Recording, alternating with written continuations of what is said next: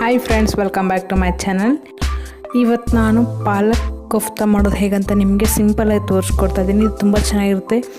ಚಪಾತಿ ಆಗಲಿ, ಪರಾಟ, ರೈಸ್ ಜೊತೆ ಕೂಡ ನೀವು ಇದನ್ನು ತೊಗೊಳ್ಬೋದು. ತುಂಬ ಚೆನ್ನಾಗಿ ಅನಿಸುತ್ತೆ. ಮನೇಲಿ ಟ್ರೈ ಮಾಡಿಬಿಟ್ಟು ಕಮೆಂಟ್ ಬಾಕ್ಸಲ್ಲಿ ಹಂಗೆ ಹೇಗೆ ಬಂತಂತ ತಿಳಿಸಿ. ನೀವು ಸಬ್ಸ್ಕ್ರೈಬ್ ಮಾಡಿದೆ ವಿಡಿಯೋನ ನೋಡ್ತಾ ಇದ್ದರೆ ಪ್ಲೀಸ್ ಸಬ್ಸ್ಕ್ರೈಬ್ ಮಾಡಿ. ನಮ್ಮ ಚಾನಲ್ಗೆ ಪಕ್ಕದಲ್ಲಿರೋ ಬೆಲ್ಲಕ್ಕನ್ನು ಕೂಡ ಕ್ಲಿಕ್ ಮಾಡಿ. ಬನ್ನಿ ಮಾಡೋದು ಹೇಗಂತ ನೋಡೋಣ. ಫಸ್ಟ್ ನಾನು ಇಲ್ಲಿ ಪಾಲಕ್ನ ಚೆನ್ನಾಗಿ ತೊಳೆದು ಈ ಥರ ಕಟ್ ಮಾಡಿ ಇಟ್ಕೊಂಡಿದ್ದೀನಿ. 1 ಕಟ್ ಪಾಲಕ್ ನಾನು ಇಲ್ಲಿ ತೊಗೊಂಡಿರೋದು. ಹಾಗೆ ಅರ್ಧ ಕಪ್ನಷ್ಟು ಇಲ್ಲಿ ಕಡಲೆ ಹಿಟ್ಟನ್ನು ತೊಗೊಂಡಿದ್ದೀನಿ.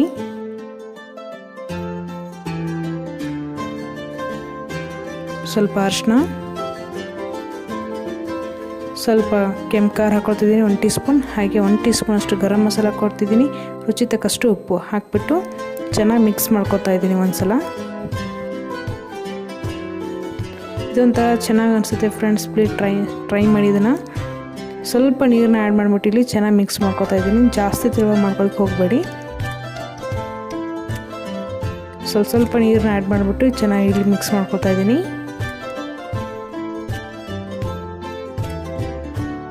ನೋಡಿ ಫ್ರೆಂಡ್ಸ್, ಈ ಥರ ಆಗಿದೆ. ಇವಾಗ ಇದನ್ನು ಫ್ರೈ ಮಾಡ್ಕೊಳ್ಬೇಕಾಗುತ್ತೆ. ಫ್ರೈ ಮಾಡೋಕ್ಕೆ ನಾನು ಇಲ್ಲಿ ಸ್ವಲ್ಪ ಎಣ್ಣೆನ ಹಾಕಿಬಿಟ್ಟು ಹೀಟ್ ಮಾಡ್ಕೊಳಕ್ಕೆ ಇಟ್ಕೊಂಡಿದ್ದೀನಿ. ಎಣ್ಣೆ ಬಿಸಿ ಆದ ತಕ್ಷಣ ಇಲ್ಲಿ ನಿಮಗೆ ಯಾವ ಸೈಜಲ್ಲಿ ಬೇಕಾಗುತ್ತೋ ಆ ಥರ ಇಲ್ಲಿ ಉಂಡೆನ ಮಾಡ್ಕೊಂಡ್ಬಿಟ್ಟು ಹಾಕಿ ಎಣ್ಣೆಯಲ್ಲಿ. ಮೀಡಿಯಮ್ ಉರಿಯಲ್ಲಿ ಇಟ್ಕೊಂಡ್ಬಿಟ್ಟು ಮಾಡಿ, ಚೆನ್ನಾಗಿ ಬರುತ್ತೆ.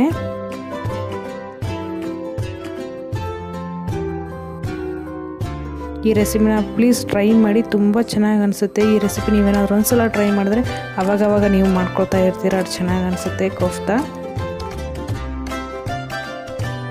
ಎರಡು ಕಡೆ ನಾನು ಇಲ್ಲಿ ಚೆನ್ನಾಗಿ ಬ್ರೌನ್ ಕಲರ್ ಬರೋವರೆಗೂ ಇಲ್ಲಿ ಫ್ರೈ ಮಾಡ್ಕೊತಾ ಇದ್ದೀನಿ. ಇವಾಗ ಇದು ಆಗಿದೆ, ತೆಗೆದುಬಿಟ್ಟು ಮತ್ತೆ ನೆಕ್ಸ್ಟ್ ಹಾಕೊಳ್ತಾ ಇದ್ದೀನಿ.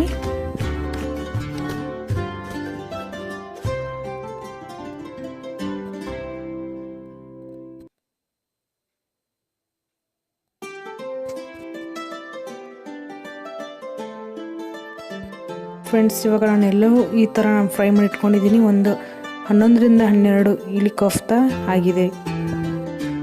ಇವಾಗ ಒಗ್ಗರಣೆಗೆ ನಾನಿಲ್ಲಿ ಒಂದು ಪ್ಯಾನ್ಗೆ ಒಂದು 2-3 ಟೇಬಲ್ ಸ್ಪೂನ್ ಅಷ್ಟು ಎಣ್ಣೆ ಹಾಕಿ ಹೀಟ್ ಮಾಡ್ಕೊಂಡಿದ್ದೀನಿ. ಪಲಾವ್ದೆಲೆ ಹಾಕ್ಕೊಳ್ತಾ ಇದ್ದೀನಿ. ಸ್ವಲ್ಪ 2 ಚಕ್ಕೆ ಹಾಕ್ಕೊಳ್ತಾ ಇದ್ದೀನಿ. ಇಲ್ಲಿ ಜೀರಿಗೆ ಕೂಡ ಹಾಕ್ಕೊಂಡಿದ್ದೀನಿ. ಹಾಗೆ 3 ಟೊಮೆಟೊ ನಾನು ಇಲ್ಲಿ ತೊಗೊಂಡಿದ್ದೀನಿ. ಪೇಸ್ಟ್ ಮಾಡಿ ಇಟ್ಕೊಂಡಿದ್ದೀನಿ. ಪೇಸ್ಟ್ ಮಾಡಬೇಕಾದ್ರೆ ಸ್ವಲ್ಪ ಶುಂಠಿ ಹಾಕ್ಕೊಂಡಿದ್ದೀನಿ. ಹಾಕಿಬಿಟ್ಟು ಇಲ್ಲಿ ಚೆನ್ನಾಗಿ ಪೇಸ್ಟ್ ಮಾಡ್ಕೊಂಡಿದ್ದೀನಿ. ಅದನ್ನು ಇಲ್ಲಿ ಹಾಕ್ಕೊಳ್ತಾ ಇದ್ದೀನಿ. ಇವಾಗ ನಿಮಗೆ ಈರುಳ್ಳಿ ಕೂಡ ಹಾಕೋಬೇಕನ್ಸಿದ್ರೆ ಇದು ಹಾಕೋದಕ್ಕಿಂತ ಮುಂಚೆನೇ ಈರುಳ್ಳಿನ ಸ್ವಲ್ಪ ಬ್ರೌನ್ ಬರೋವರೆಗೆ ಫ್ರೈ ಮಾಡ್ಕೊಂಡ್ಬಿಟ್ಟು ಆಮೇಲೆ ಈ ಟೊಮೆಟೊ ಪೇಸ್ಟ್ನ ಹಾಕ್ಕೊಳ್ಬೇಕು. ಸ್ವಲ್ಪ ಅಷ್ಟನ್ನ ಹಾಕ್ಕೊಂಡಿದ್ದೀನಿ. ಹಾಗೆ 1 table spoon garam masala, 1 table spoon ಅಷ್ಟು ಧನಿಯಾ ಪೌಡ್ರ್ ಹಾಕ್ಕೊಂಡಿದ್ದೀನಿ. 2 ಟೇಬಲ್ ಸ್ಪೂನ್ ಅಷ್ಟು ಇಲ್ಲಿ ಕೆಂಪು ಖಾರನ ಹಾಕ್ಕೊಂಡಿದ್ದೀನಿ. ನಿಮಗೆ ರುಚಿಗೆ ತಕ್ಕಷ್ಟು ಖಾರನ ಹಾಕಿಬಿಟ್ಟು ಚೆನ್ನಾಗಿ ಮಿಕ್ಸ್ ಮಾಡ್ಕೊಳ್ತಾ ಇದ್ದೀನಿ.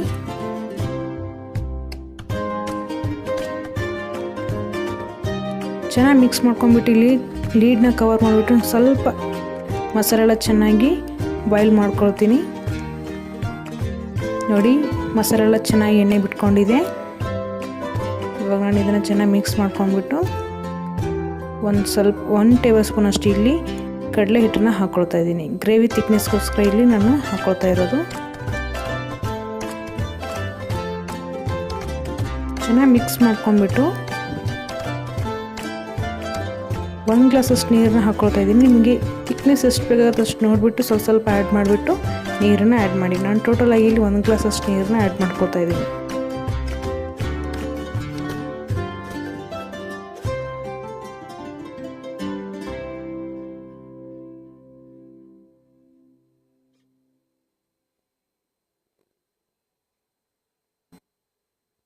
ರುಚಿಗೆ ತಕ್ಕಷ್ಟು ಉಪ್ಪು,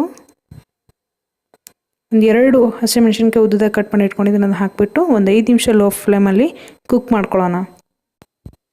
ಓಕೆ ಫ್ರೆಂಡ್ಸ್, ಇವಾಗ ಒಂದು 5 ನಿಮಿಷ ಆಗಿದೆ. ಚೆನ್ನಾಗಿ ಬಾಯ್ಲ್ ಆಗ್ತಾ ಇದೆ. ಇವಾಗ ನಾನು ಕೊತ್ತಂಬರಿನ ಹಾಕ್ಕೊಳ್ತಾ ಇದ್ದೀನಿ, ಕಟ್ ಮಾಡಿ ಇಟ್ಕೊಂಡಿರೋಂಥದ್ದು. ಸ್ವಲ್ಪ ಕಸೂರಿ ಮೇಥಿ ಕೂಡ ಹಾಕ್ಬಿಟ್ಟು ನಾನು ಚೆನ್ನಾಗಿ ಮಿಕ್ಸ್ ಮಾಡ್ಕೊಳ್ತಾ ಇದ್ದೀನಿ. ಒಂದು ನೆನಪಿರಲಿ ಫ್ರೆಂಡ್ಸ್, ನೀವು ಸರ್ವ್ ಮಾಡೋ ಮೂಮೆಂಟಿಗೆ ಮಾತ್ರ ಕೋಫ್ತಾನ ಇದರಲ್ಲಿ ಗ್ರೇವಿಗೆ ಮಿಕ್ಸ್ ಮಾಡ್ಕೊಳ್ಬೇಕಾಗುತ್ತೆ. ಇಲ್ಲಾಂದರೆ ಎಲ್ಲ ಕೋಫ್ತಾ ಮೆತ್ತಗಾಗ್ಬಿಡುತ್ತೆ. ಸೊ ಗ್ರೇವಿನ ಈ ಥರ ಮಾಡಿಟ್ಕೊಂಡು ನೀವು ಸರ್ವ್ ಮಾಡೋ ಟೈಮಲ್ಲಿ ಇದನ್ನು ಹಾಕಿ, ಇಲ್ಲಾಂದರೆ ಬಿಸಿ ಇರುತ್ತಲ್ವ ಗ್ರೇವಿಯಲ್ಲಿ ಚೆನ್ನಾಗಿ ಇದಾಗ್ಬಿಡುತ್ತೆ. ಸೊ ಸರ್ವ್ ಮಾಡೋ ಮೂಮೆಂಟಲ್ಲಿ ನೀವು ಕೋಫ್ತಾನ ಹಾಕ್ಬಿಟ್ಟು ಚೆನ್ನಾಗಿ ಮಿಕ್ಸ್ ಮಾಡ್ಕೊಳ್ಳಿ. ಓಕೆ ಫ್ರೆಂಡ್ಸ್, ನೋಡಿ ಕೋಫ್ತಾ ರೆಡಿಯಾಗಿದೆ. ಈ ರೆಸಿಪಿ ನಿಮ್ಗೆ ಏನಾದರೂ ಇಷ್ಟ ಆಗಿದರೆ ಲೈಕ್ ಮಾಡಿ, ಶೇರ್ ಮಾಡಿ, ಹಾಗೆ ಕಾಮೆಂಟ್ ಮಾಡೋದು ಮಾತ್ರ ಪ್ಲೀಸ್ ಮಿಸ್ ಮಾಡೋಕ್ಕೆ ಹೋಗಬೇಡಿ. ಇಷ್ಟ ಆಗಿದರೆ ಪ್ಲೀಸ್ ಲೈಕ್ ಮಾಡೋದು ಮಾಡಿ, ಹಾಗೆ ನಿಮ್ಮ ಫ್ರೆಂಡ್ಸ್ ಜೊತೆ ಕೂಡ ನೀವು ಈ ರೆಸಿಪಿನ ಶೇರ್ ಮಾಡ್ಕೊಳ್ಳಿ. Thank you so much for watching.